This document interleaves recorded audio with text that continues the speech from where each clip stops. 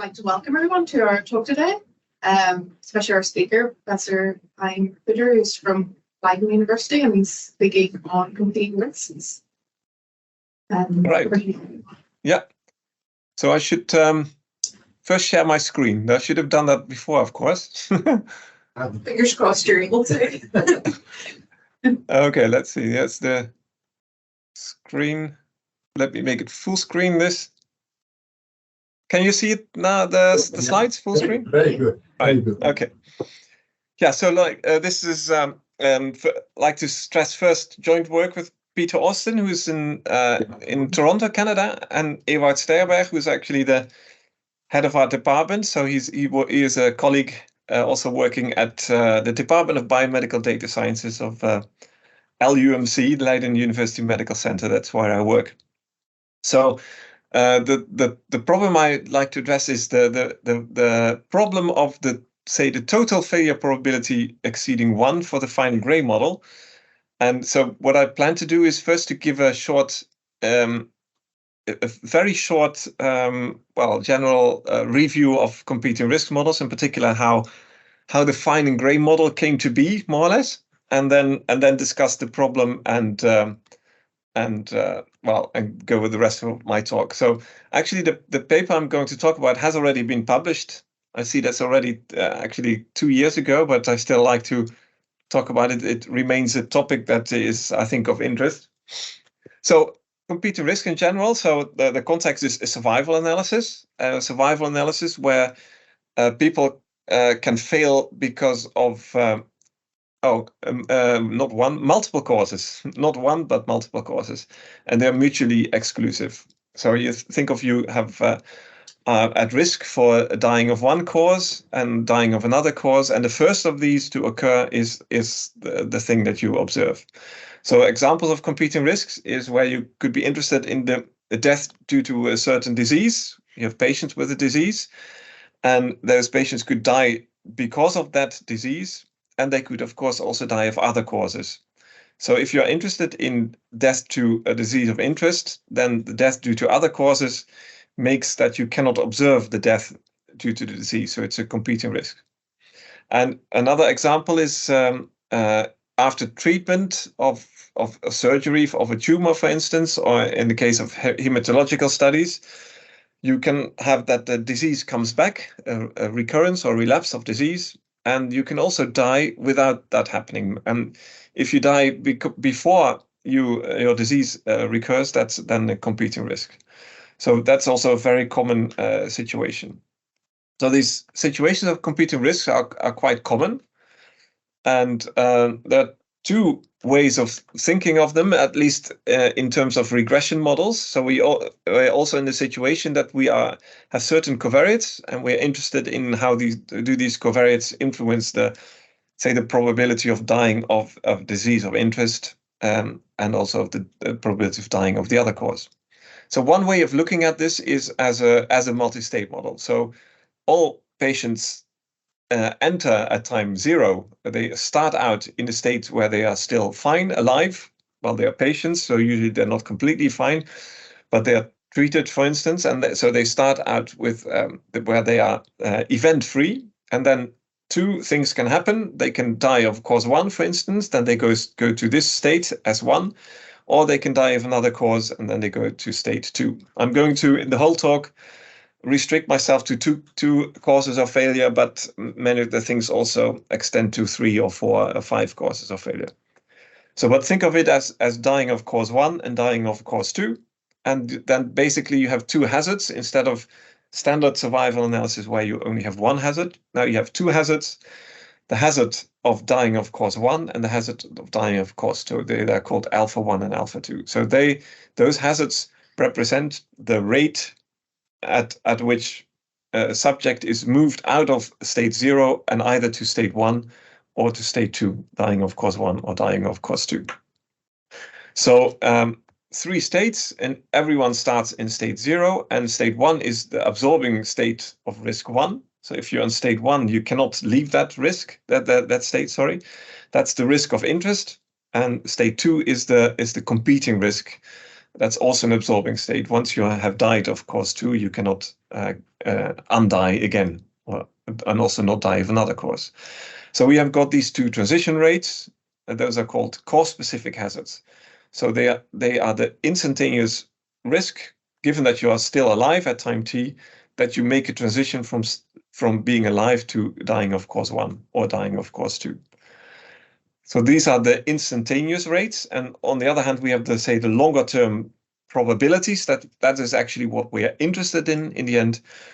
We have the overall survival probability. That's the probability of remaining in state 0, so not dying of any of the causes. That can be, and we also have got those are called the cumulative incidences.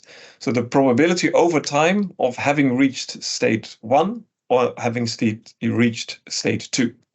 And both of these probabilities can be expressed in terms of the transition rate or the cause-specific hazard. So you can think of these cause-specific hazards as say, building blocks from which you can calculate and derive the probabilities that you're actually interested in. So we will be interested in the cumulative incidence of cause 1. So that's the probability at time t that I have reached state 1 already. Yeah. So if we have a covariate, and that could be a treatment, could be maybe the effect of age or whatever it is, we would like to know how that covariate influences, in the end, how it influences the cumulative incidence of cause 1. So the probability of dying of cause 1 over time. And one obvious way to model the effect of X is in a sort of a Cox model, a proportional hazards model. And remember, we have got these 2 hazards, and we could say, let's impose a proportional hazards model for the cause-specific hazard of cause 1. So we get something like the cause-specific hazard of cause 1, given the value of X, is a product of a baseline hazard, which is a baseline hazard of cause 1, so alpha 1, 0, and an effect of a covariate, which is expressed in terms of a log hazard ratio, a regression coefficient, beta 1 tilde. There is a tilde here. And this model can quite easily be fitted with standard software. It's simply in R you do Cox pH, and that gives you an estimate of both the regression coefficient and also the baseline hazard. So that's the advantage. It's quite easy to do. The disadvantage is actually that this beta 1 hat expresses the effect of the covariate on the rate of dying of cause 1. And the nasty thing is that the probability of arriving in state 1 does not only depend on the rate of going there. So it depends on 2 rates. So the cumulative incidence, so there is no longer a one-to-one relationship between the rate and the risk, the probability. So the cumulative incidence of cause 1 at time t actually depends on both cause-specific hazards. It's expressed as an integral. It means that if you are supposed to be in state 1 at time t, that means at some point s before time t, you have to make that transition. And making that transition is expressed by the cause-specific hazard. But in order to make that transition, you first have to remain alive until that time s, and that is expressed by the total overall survival probability at time s. So and that overall survival probability at time s includes also the cause-specific hazard of the competing cause. So if you want to study what the effect of covariate is on the probability of arriving in state 1, you have to acknowledge the fact that sometimes you cannot arrive in state 1 because you have already arrived in state 2. So the cause-specific hazard of the competing risk also influences the probability of getting into state 1, and that is a very difficult to absorb, so to speak. So I've got an illustration which is, I think, could sort of be reasonable that demonstrates this. So, and it's a context where we are interested in smoking as a predictor. So we have a covariate where X is 0 is a non-smoker and X is 1 is a smoker. And we want to study the effect of smoking on on acquiring dementia in an elderly population. So we start out with a population, let's say, of 70-year-old people. Some of them are smokers and some of them are non-smokers. So we have two causes of failure. The cause of interest is dementia, acquiring dementia, onset of dementia.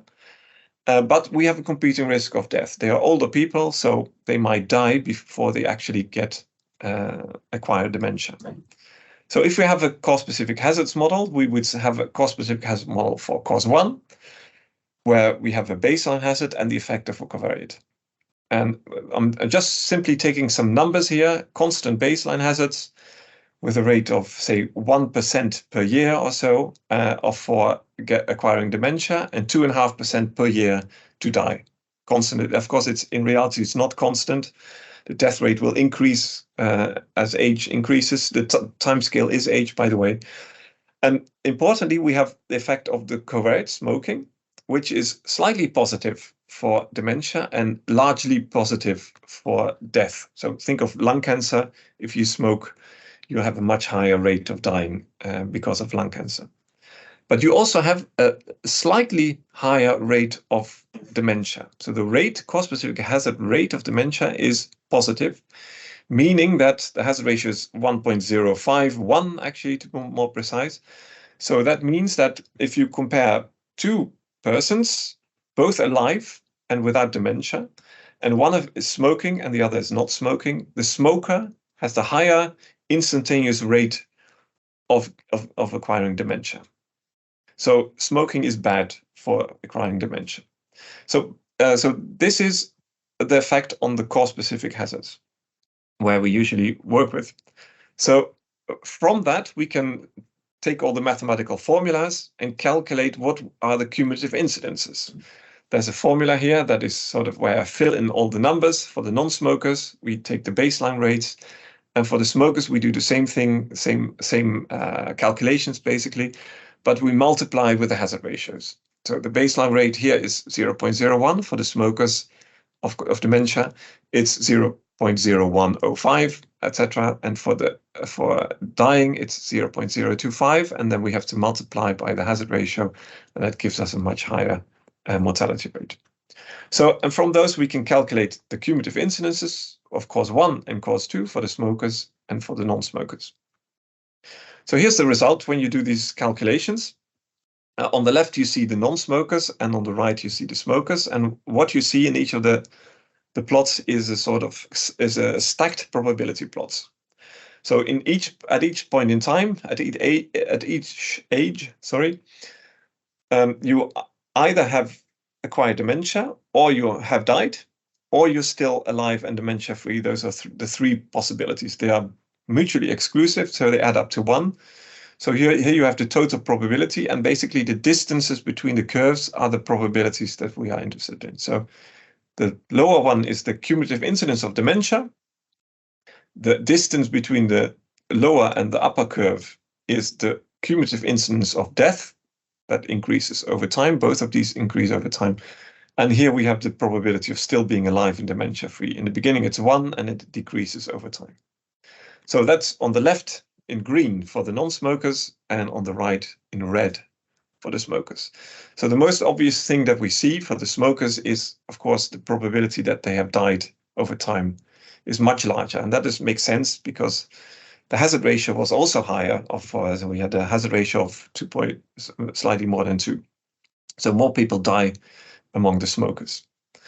Now, remember the colors: green for the non-smokers and red for the smokers. Here's the same curves. Here we have 4 curves. The same curves are shown here, but then arranged differently. We have arranged them now according to the cause of failure. On the left is dementia, on the right is death. And here on the right, let's just start with, we see that fact that the smokers have a higher cumulative incidence of death compared to the non-smoker. That's actually basically the difference between this gap here and that gap here. That's also seen for this curve and that curve. And now we see on the left, we see maybe the surprising thing. Although, as remember, we're looking at dementia, the cause-specific hazard for dementia is, remember, is higher for the smokers compared to the non-smokers. So naively, we would expect also the probability to acquire dementia would also be higher for the smokers. And if you would really zoom in on the very beginning, you would see that the red curve is indeed slightly above the green curve, but after a while, it is actually lower. So actually, although the hazard ratio for smoking for the cause-specific hazard dementia is positive, is above 1, I mean, the actual probability, the cumulative incidence, is for the smokers to really acquire dementia over time is actually lower than for the non-smokers. And the reason for that, if you think about it a little bit longer, is makes sense. The reason that the smokers cannot actually acquire dementia is because in order to acquire dementia, the first thing is that you have to be alive before that. And the people that smoke actually die at a much higher rate. So even though the rate is higher for the smokers, it is valid for fewer people. So actually, that's why fewer people will actually acquire dementia. So I hope that is sort of clear. And that's, of course, a thing that if you are interested in the cumulative incidences, that's a nuisance. That's not a very nice property of the cause-specific hazards models. And that's the reason why Fine and Gray developed what is now known as the Fine and Gray model. Before that is in 1999. Before that, Robert Gray is, I think, his first name. Had developed a sort of a log rank test for competing risk models. And that was based on another notion of a hazard, not a cause-specific hazard, but a so-called subdistribution hazard. And the subdistribution hazard is simply a construct that gives us back a relation that we have from survival analysis. The relation that we have from survival analysis is that the survival probability is e to the minus the cumulative hazard. So the survival probability would be 1 minus the event probability, and that is equal to e to the power minus an integral from 0 to t of a hazard. And this subdistribution hazard is simply defined to fulfill the same relation for the cumulative incidences. So 1 minus the cumulative incidence, that's sort of a survival, the probability of not having failed of cause 1, is e to the minus a cumulative hazard, a certain cumulative hazard. And that hazard is the subdistribution hazard. It's defined as the limit, as the instantaneous probability, given that you have not died yet of cause 1, that you will die of cause 1 afterwards. But it has a very strange risk set. The risk set in the cause-specific hazard model is very natural. It's simply the people that are still event-free. Here, the risk set is that you're either event-free, so xt should not be 0, it should not be 1, so xt is either 0 or 2. So it consists of the people that are either really still at risk or have already died of the other cause, have already failed the other cause. So it's a strange construct, that subdistribution hazard. I actually have got it in this, you could visualize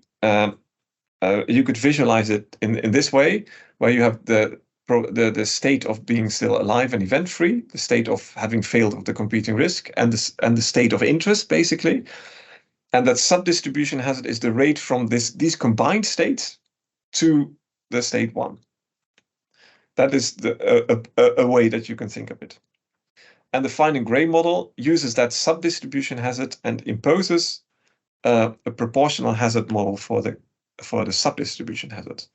And the nice thing is that now things are exactly as you would expect. So if you compare smokers and non-smokers, and you have a subdistribution hazard ratio, so a hazard ratio like here, a beta 1 positive, or an e to the beta 1, which is larger than 1, then it really happens that the probabilities are in the expected order. So if this has a hazard ratio larger than 1 or beta 1 positive, that would mean that the smokers actually must have a higher probability also, cumulative incidence of acquiring dementia. So if you would fit a Fine and Gray model, you would not have a beta which is positive, but a beta which is negative, because the cumulative incidence for the smokers is actually lower than the cumulative incidence for dementia, at least for the non-smokers. Okay, so that is what the fine and gray model does, and I will not go into how it is estimated. That's a little bit. I would like to leave that out of the presentation. Now the actual problem. So suppose that we have a fine and gray model for cause 1. So we have a subdistribution hazard. We have the effect of the covariate. And that means that for a given each value of x, we could calculate what is the cumulative incidence using that relationship. We could say if we could use that same relationship and fill in x equals 0, so the baseline that would correspond to a sort of a baseline. Then we have a model which basically says that the 1 minus the cumulative incidence given x is 1 minus the baseline cumulative incidence at time t to the power of the hazard ratio. And that's similar as standard survival analysis, where we also have that relationship. We have survival given x is the baseline survival to the power of the hazard ratio. So that's very similar to standard survival analysis. So fine and gray model is actually used when actually focuses on the event of primary interest. But many authors, I have some references, but I will not give them, say they have emphasized the importance of interpreting covariate effects, but also by looking at the event by competing risk. Because if one risk is higher than the other, you would like to know, is that because the other risk is lower, or do they increase both at the same time? And it's actually recommended to report results for both causes of failure. So if you do that, and if you have a fine and gray model for cause 1, then the fine and gray model for cause 2 immediately comes into focus. So, and that would go similarly as a fine and gray model for cause 1. So you would have a subdistribution hazard for cause 2, as well as for cause 1, and a relationship which has a proportional hazards relationship. So we have a second baseline subdistribution hazard, and we have a second effect of a covariate. I'll just simply restrict to only a single covariate in this whole presentation, just to make things a little bit easier. And you would have a similar relationship with a baseline cumulative incidence of cause 2. So exactly the same thing for cause 1, we could also define for cause 2. So if we would fit 2 fine and gray models, one for the cause of interest, maybe cause 1, and also one for the competing risk, we would get 2 estimated regression coefficients, and we would have 2 estimated baseline survival cumulative incidence curves. And from these, we could calculate for each value of x, we could calculate the model-based, fine and gray model-based cumulative incidence of cause 1 and for cause 2, and we could also add them up, and that would give us the total failure probability, which I will abbreviate with by TFP. So if you have 2 fine and gray models, we can calculate the cumulative incidence for x for each of the causes and also add them up. In fitting those fine and gray models, you should be aware that there's nothing that actually connects the models for F1 and F2. That's different. That's both a feature and a bug of the fine and gray model. It's a feature because you don't need to look at what the effect is of the covariate if you're interested in cause 1, but it turns out also to be a bug.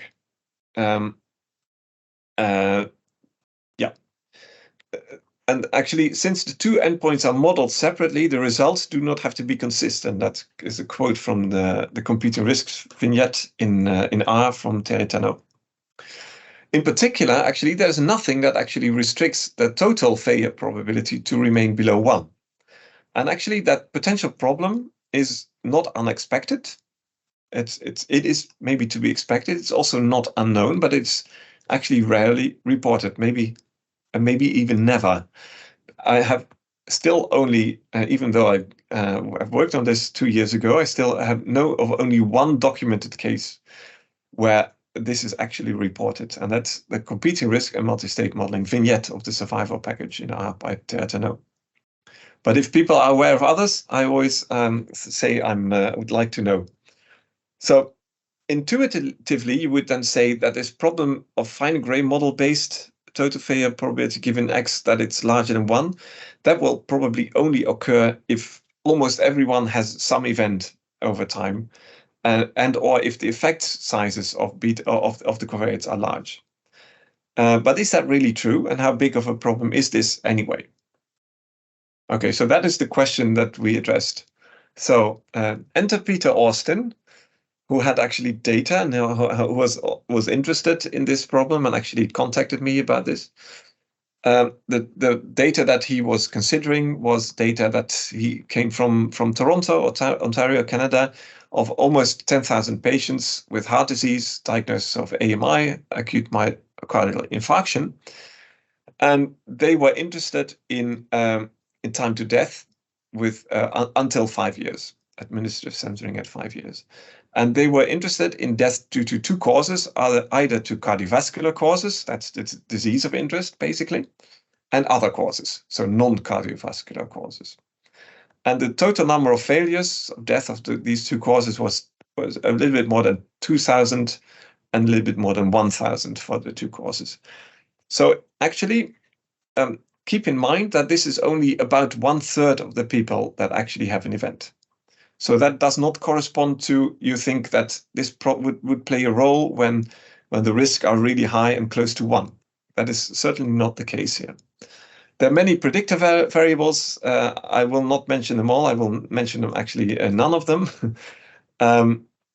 We had a very, very simple-minded approach here. We simply took all of these predictor variables, not any variable selection, no shrinkage, no attempt to refine any models. It simply we put them all in blindly, basically.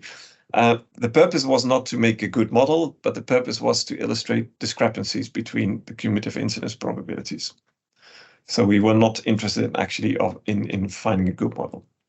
So based on those 33 covariates, we compared a number of approaches. The first is fine and gray. So fine and gray, we first did a fine and gray regression on subdistribution hazard of cardiovascular death on the covariates.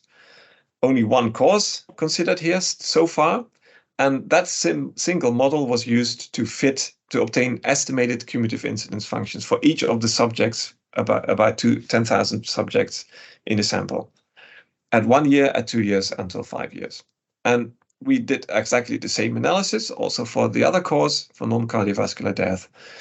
And that means that by adding the estimated cumulative incidences for the two causes, we obtained the total failure probability, the estimated probability of dying of any of the causes for each of the subject. We also used cause-specific hazard models. So for the cumulative incidence of cause 1 of cardiovascular death, we now already need two models, two cause-specific hazard models, because that cumulative incidence depends on the two cause-specific hazards models. So we fit two cause-specific hazards models using the covariates separately for the two causes, simply include all of the covariates. And using these fitted models, we obtained the cumulative incidence for cause 1 for cardiovascular disease and for non-cardiovascular disease for each person in the sample at 1 and 2 and 5 years. And then we also added them to obtain a total failure probability for each subject. And finally, we also used an all-cause Cox model. So that's basically the total one Cox model where we do not distinguish between the cause of death. So all CV and non-CV deaths are simply treated as deaths, and we fit a simple Cox model. And for that Cox model, we can only, of course, calculate the total failure probability, the probability of dying of any of the causes.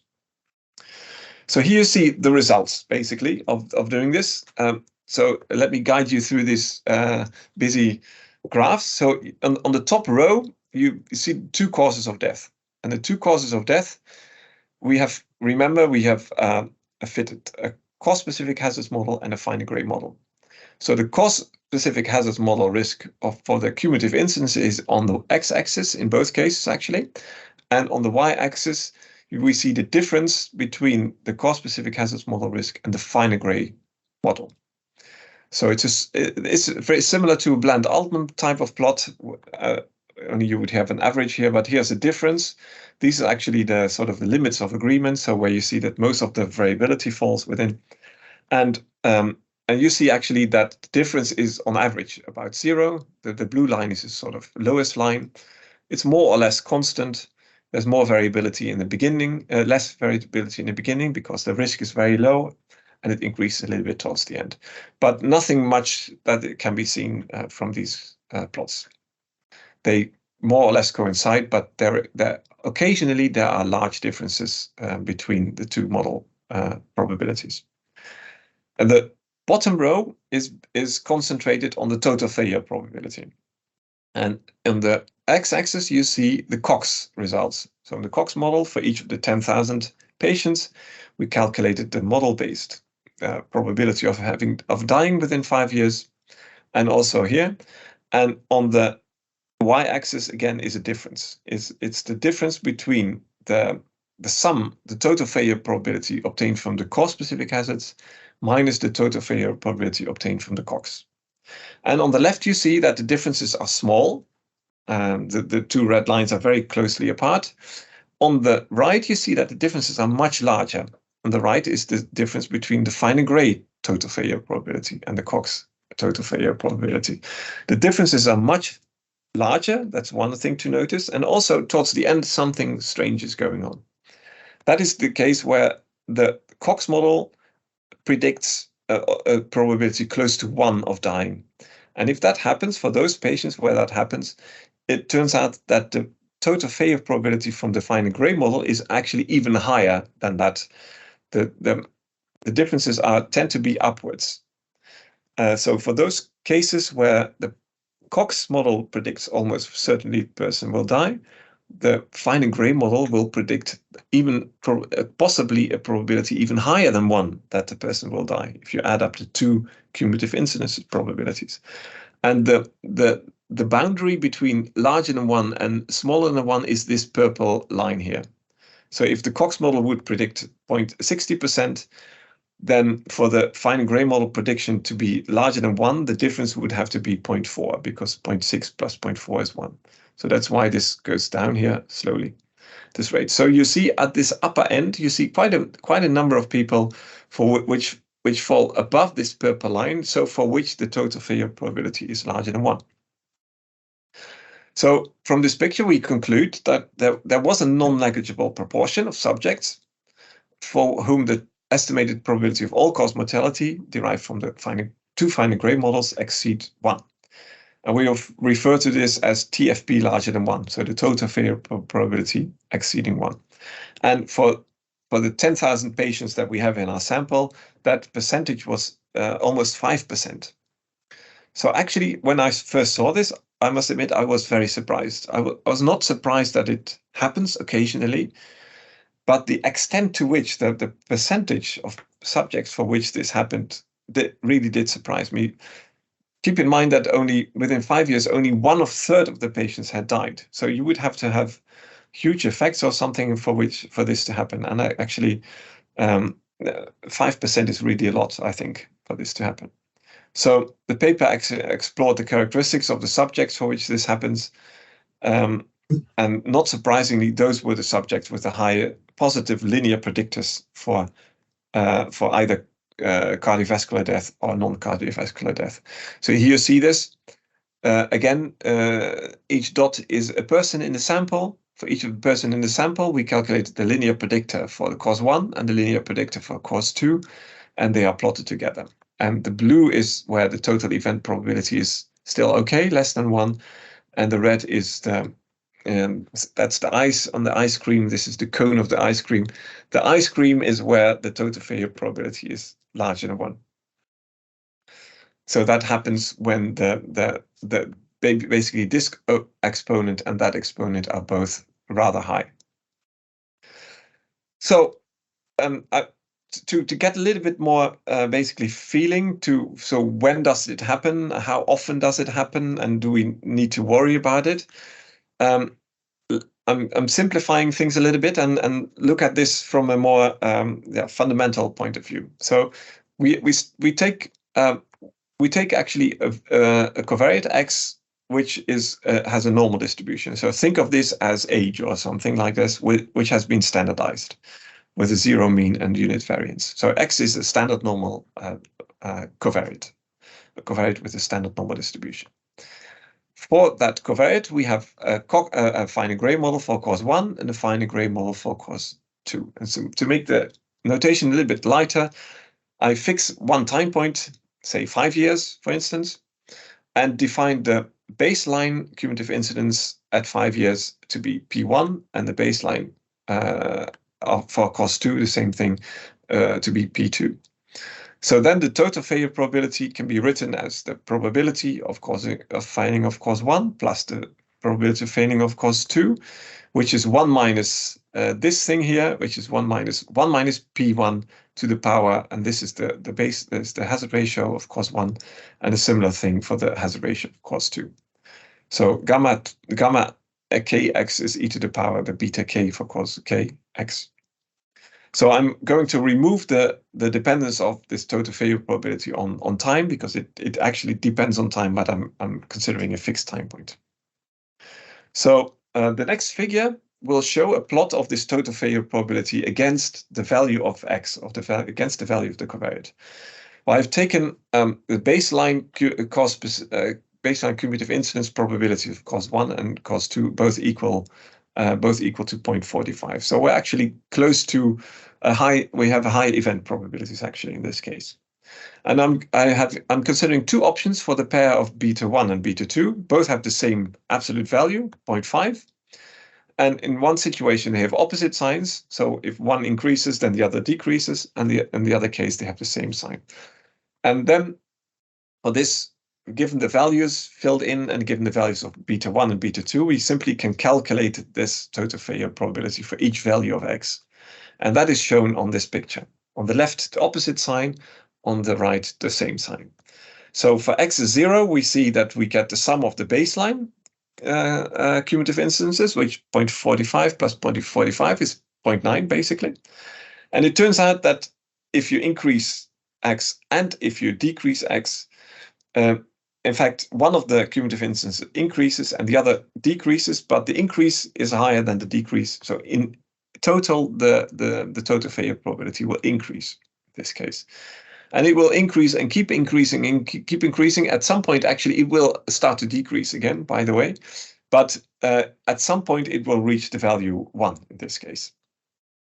And so this thing is here where the total failure probability is larger than 1. And this is where the total failure probability is still less than 1.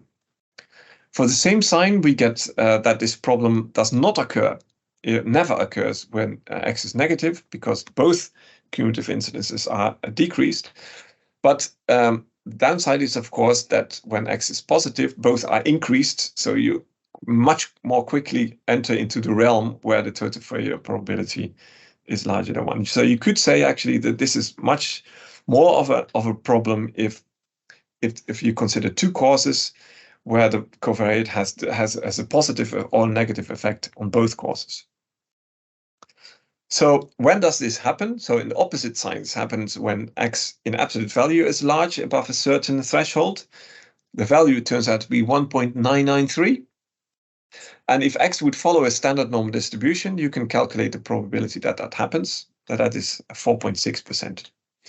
For the same signs figure, that probability is much larger. The total failure probability is larger than 1 for x larger than 0.296, and that happens with a probability close to 40%, so much larger probability.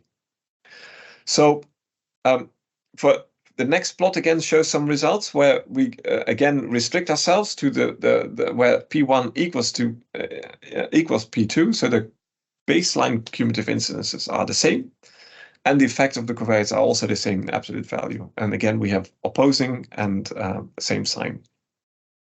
So now for a sequence of values of P1 and beta 1, basically we construct this figure, look out where the changes occur for which value of x, and we can calculate, given that x has a normal distribution, we can calculate the percentages for which this happens. Basically, the 4.6% and 38.4% are recalculated. Also, if we change the value of P1 and beta 2, P2, and also the values of beta 1 and beta 2. So then we get a figure like this. For opposite signs, we recognize maybe the 0.45. That's the case where we previously considered, and the covariate value 0.5. That's the 4.6% that we showed earlier, and here the 38.4% that we saw earlier. But we can now also have a larger covariate effects, possibly, or smaller covariate effects. So basically, the message is larger baseline probabilities lead to larger, more problems. Larger covariate effects lead to more problems. But that's not surprising, I would say. But maybe the surprising thing is that actually even for quite small baseline probabilities, as soon as your covariate effect is larger and larger, at some point you will still have a non-negligible proportion of patients for which we have that total failure probability larger than 1 problem. And of course, the problem is much larger and much more extensive in the same sign. So the problem that we considered, the case study that Peter Austin considered, where we had 5% of people in trouble, basically more or less corresponds to this curve, where we have a small baseline probability, I would say a moderate effect of the covariate, but a same sign. So in both cases, the linear predictor increased the probability of dying of cause 1 and dying of cause 2, and then that quickly gets you into trouble. So you could still say, okay, so maybe unless the covariate effect is quite substantial and the baseline probability is substantial, who cares? But it turns out it's actually really a fundamental problem. So we actually saw that the problem occurs in the practical data set. The previous results made clear that for moderately to large baseline risk, we might have, and moderately to large covariate effects, we might have this TFP larger than 1 problem. But perhaps this problem cannot really occur when the baseline risk is sufficiently small, or if the covariate effect is sufficiently small. Well, that turns out not to be the case. So you can show really a mathematical formula, a theoretical result showing that it will always occur when X can become sufficiently large. So the theorem basically says that consider any time point and the cumulative baseline, the baseline cumulative incidences at some time point t, P1 and P2, and 0, P1 is between 0 and 1, not including, because then you would have only 1 cause of failure. So we have really 2 causes of failure that can actually happen. And P1 and P2 together are still less than 1, because otherwise you already have the problem from the beginning. And then unless they both have no effect at all, both covariates, if they are both unequal to 0, then we have a covariate value for X for which the total failure probability can be strictly greater than 1. So it doesn't matter how small the baseline cumulative incidences are. It doesn't matter how small the covariate effects. At some point, you will get this problem of TFP larger than 1.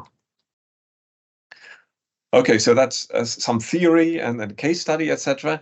So where does this get us in the end?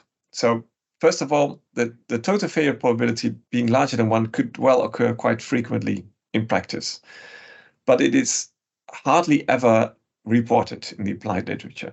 And we hypothesize that this is basically due to the fact that most researchers simply do not look at this, have not calculated these both model-based cumulative incidence probabilities, and therefore are unaware of this issue. I'm pretty sure that that's actually the case.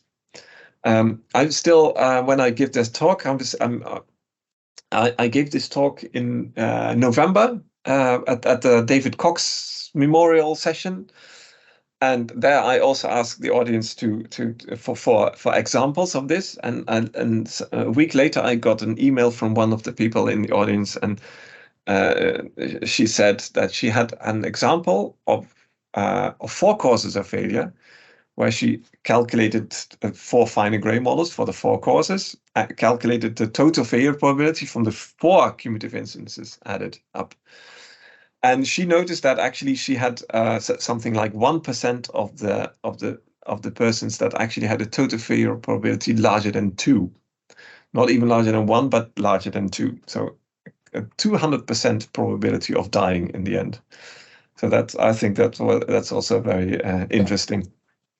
So what are the implications? So one of the implications is a misspecification.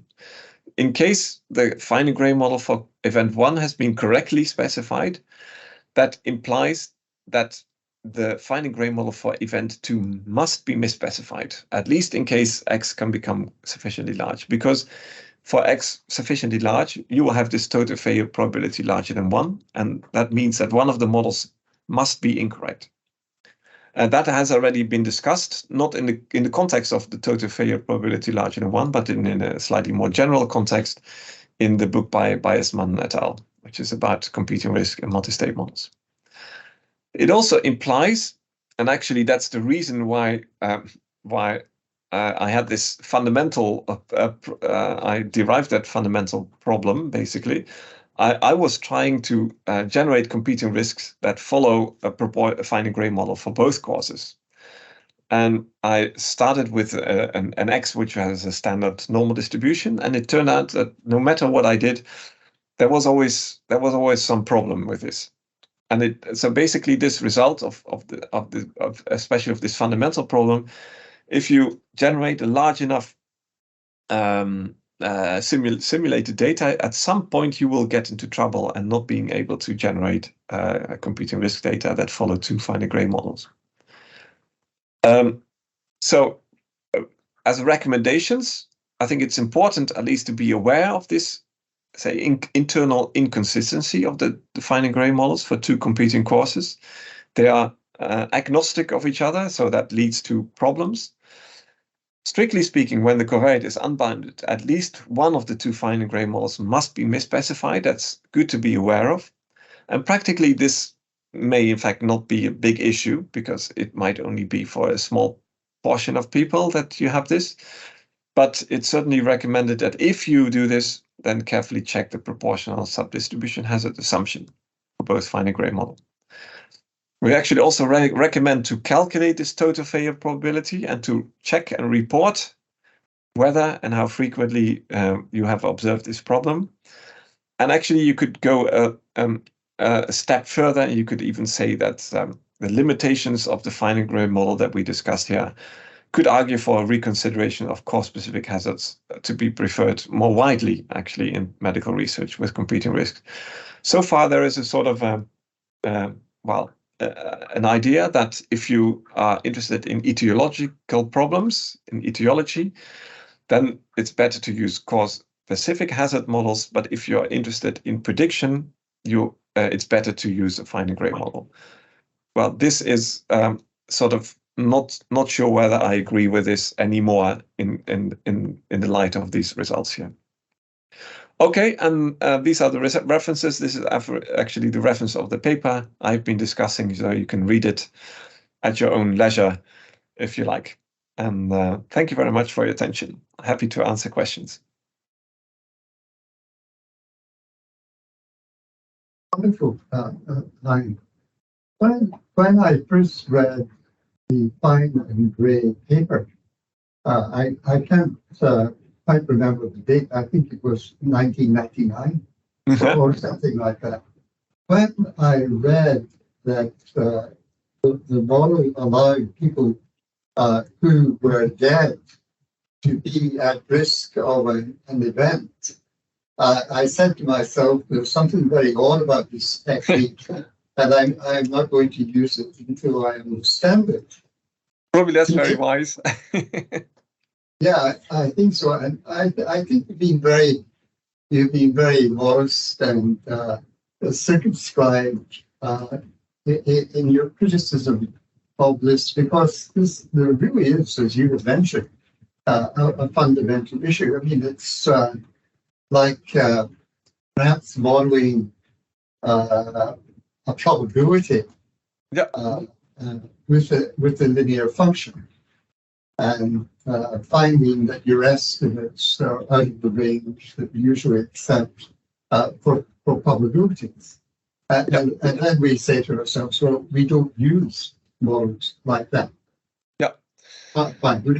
And so it's sort of similar It's similar in spirit to that. But interestingly, today in America, some research grant giving agencies insist if you, right. that you use finding gray models in your protocol, and you will be rejected or asked to revise your protocol. I quite agree. There is really a lot of work to do, especially in the medical field where I work. If you publish, and that even goes for etiological research, if you publish results from cause-specific hazards models in competing risk cases, you will, well, almost always get a reviewer comment. Luckily, I have a sort of a bunch of PDFs that I can send along or whatever because I've encountered this so many times. So refer to this and this and this, and then say, no, it's better to use cause-specific hazard models in that case. This is a case where the practice has gone wrong. Yeah. It doesn't meet the usual standards that we apply in mathematical statistics. Yeah. And I mean, this can happen and has clearly happened here. Yeah. And how to fix it is of course. Yeah. So we did produce, say, also because this appeared in Statistics in Medicine. Medical researchers don't really read Statistics in Medicine, I'm afraid. But so we made a sort of a companion paper also for, at least for the cardiovascular audience in a cardiovascular journal. But it's only the beginning, and yeah. As I said, a lot of work needs to be done. Yeah, I think one thing that the statistical fraternity, now that they understand the problems with the model, they might write to the research grant agencies. Right. Yeah, maybe. Yeah. In the field, and supply the literature and ask the guys to be more discerning. And more reasonable in this area. So what most medical researchers don't realize, that anything you can derive from finding gray models, you can also derive from the cause-specific hazards models. There's nothing wrong with that, and that's sort of is still not recognized. I have two hands actually. So Toby was first. Toby first, yeah. A couple of questions. The total failure probability being bigger than 1 is obviously evidently a problem. Does that mean that even when it's less than 1, it's unreliable? Yeah, not fundamentally, yes. Practically, probably not. There have actually been some studies comparing predictions based on the simulation studies. I mean, comparing predictions based on finer gray models and cause-specific hazard models. They tend not to differ that much in practice. But fundamentally, it is actually, because one of them must be misspecified. So it's so the answer is fundamentally yes, practically probably not that much. Oh, thanks. And the second one was the summed. Obviously, the events are mutually exclusive. You can die from only one of the two things. But could it be something to do with that you share the same non-event exposure period for both of them, and therefore things are not independent, and so probabilities can exceed 1 when they're added up? Yeah. So yes and no. So it's I don't think it has anything to do with really maybe it does, but independence in competing risk is always a very difficult issue. But even with or without independence, so the point is that at least in the case study I considered, the same covariates basically tend to increase the probability of both of the events. So if that's what you mean with being dependent, then I agree. So it's sort of the covariates have a similar effect in that they increase the probabilities for both of the events, and that makes that you have such a large proportion for which you have this problem. Okay. Yeah. Thank you for your research. Okay. Welcome. Yeah. We have another question from Bill. Hi, can you hear me? Yeah. Sorry, I can't have my camera on. Thank you for the talk. I just have a comment and a question. So the comment is, I'm a PhD student, and in my first year, we did look at the fine gray model for the question we were trying to address, but unfortunately, the very strange nature of the risk set made it very difficult to, have interpretable results, as you pointed out. Yeah. So the question I had was, you said at the very beginning when you fit all the models, you just threw all the covariates in. I was wondering to what extent the results might change if you had done instead careful variable selection. Because I'm wondering if there's any interaction between variables that are affecting the estimated probabilities. To be honest, we didn't look at this, but so I can only think what would have happened. I don't think it would have made a large difference. Maybe by shrinking covariate effects, basically you make the regression coefficients smaller. So looking at the results of that I showed you earlier, that would mean that you have less of a problem with total failure probability larger than 1. But there's still a lot of covariates, and many of the covariates really have substantial effects. So this problem will, this is just a guess, should have reduced it from 5% maybe to 4% or so, but not really terribly much smaller. Thank you.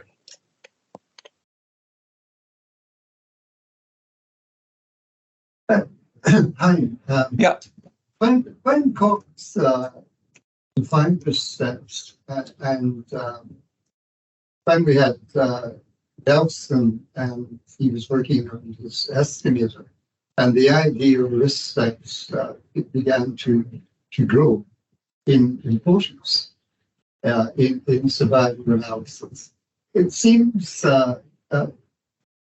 very strange that Hein Gray thought it reasonable to model things that required this assumption, this very strange counterfactual assumption in the model.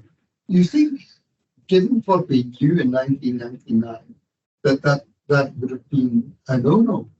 It reminds me of the situation in recurrent events, where you're only at risk of having the fourth event in the sequence if you've had the third event. Oh, yeah. And yet there are other workers, other disciples, who sometimes don't respect that kind of definition of the risk set. Maybe you're all at risk at everything all of the time, anyway. But that doesn't really respect the idea of ancillarity, of focusing on what is relevant. And it seems to me that this aspect of Hein Gray's work has been missed. So everyone, maybe everyone has the same sort of reaction when they learn about the risk set used in the Hein Gray model. So it's simply not natural, and maybe that alone should maybe say, give a red light to many people. But that specific risk set is precisely what you need to have this relationship that I showed earlier on the slide. That for the relationship between the cumulative incidence of cause 1 and a hazard. and that a hazard then necessarily has to be defined in that way. So you could view the fine and gray model in two ways. You could see it as a hazard model, which a hazard model using a strange, unnatural hazard. You could also see it in terms of the cumulative incidence functions that are induced, and say, oh, it's actually maybe quite natural. That is, in some sense, the probability for smokers has a certain relationship with the probability for non-smokers that we know from survival analysis, and that relation, I would say, is useful and maybe even natural, but the resulting hazard is unfortunately not natural at all. There is the issue of which has just escaped me what I was going to ask you, but I'll come back to it. I will remember if we have time. Yeah. Yeah. Sorry. I missed. So you are announcing? Or are you asking? I didn't get the last part. Are you asking a question? No, or I'd forgotten. I just went out of my head what I was going to ask you. Oh, okay. Yeah. Okay. Fine. A senior moment. Okay. Fine. We can come back to this later point. Yeah. I think there's any other questions. So we just thank our speaker again. Welcome. Hopefully see everyone at our next talk. Well, nice to be there. Oh, there is one hand up. One late. Each hand. Go ahead if you've got a question.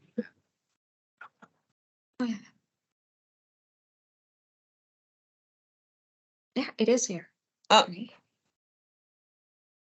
It's Bendix also. Hi. Go ahead. Yes. I think it must be you. It's okay. Yeah. Yes. I wasn't really going to make a comment, but you could say that the funny risk set comes from the fact that the fine and gray model is sort of basically estimating a probability, and therefore you always need to refer back to how many people did really start in this study. Yeah, that's what I try to say. The useful relationship in terms of the probabilities that you have for different covariate values sort of makes it necessary to define this unnatural risk set. Yeah, I completely agree.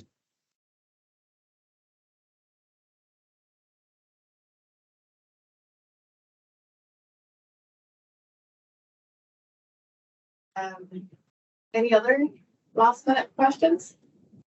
Well, I remembered what I was going to ask.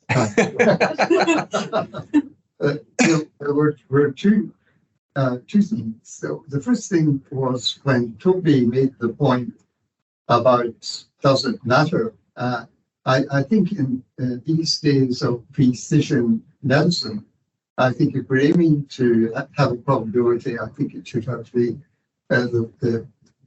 correct properties, especially if we're advising patients. And the other question I was going to ask, does this Hein only depend on fine grain's particular model, or will it be a feature of any model that we may assume there? Yeah. To start with the second one, I think it is a risk for any model that does not take the competing risk into account, basically. So that completely focuses on one risk. Then you run the risk of if you do the same thing for the other risk, you run the risk that they are not connected, and there's no guarantee basically of having not having the problem. Of course I don't know how big the problems will be in practice, but in principle you can expect this to happen. And your first question was about how does it matter in practice? That was in reply to the point that Toby made earlier, which was about the extent of the difference in his matter practically. Well, I think when we're making decisions about patients, it would be nice to have be accurate. Yeah, I completely agree. Yeah. Yeah. Nothing to add to that. That is everything. Thank you very much, Hein, for All right. speaking. It's very interesting. Great talk. Yeah. Yeah. Was a pleasure. Very nice. Maybe at some point in real life. Yeah. Yeah. Be lovely to have you. Yes, it's done. Yeah. Okay. Okay. Thank you. Good. Okay. Thank you. Bye-bye. Bye-bye. Cheers. Bye. All right. Bye, thanks.